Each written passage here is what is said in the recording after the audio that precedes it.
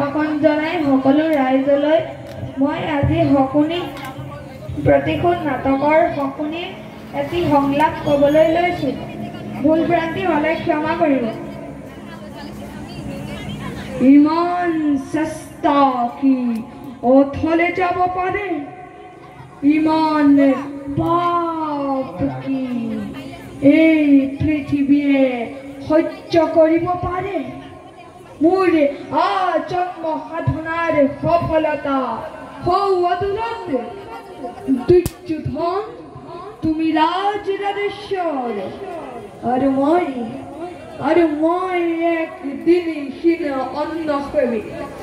তুমি শত জীৱিত ভ্ৰাতাৰ জ্যেষ্ঠ আৰু মই কত প্ৰেত আত্মাৰ কনিষ্ঠ। তোমাতে মোতে ইমান প্ৰভেদ, অথচ তুমি মোৰ ইমান আপোন। তোমাৰ মৰমৰ ভাগিন আৰু তুমি মোৰ স্নেহৰ বুদ্ধি দাতা মাতুল। আৰু বেছি পৰ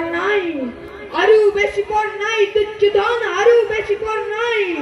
দিগন্ত প্ৰহাৰী লহ লহ জিহ্বা মেলি অগ্নি জ্বলি উঠিছে।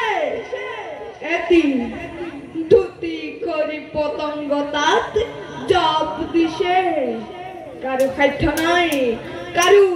নাই তাক নিবাৰণ কৰে, কাৰো সাধ্য নাই তাক নিৰ্বাপিত কৰে।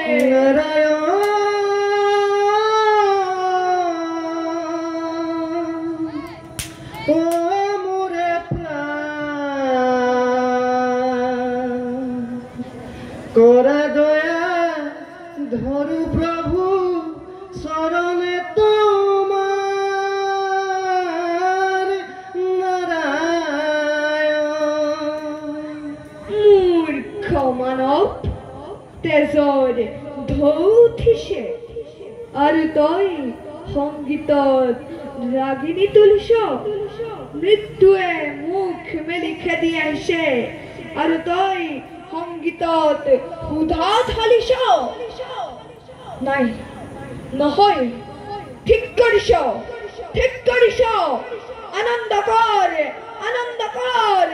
দুৰ্যোধন যায়, কুৰুকুল যায়, হস্তিনাপুৰ যায়।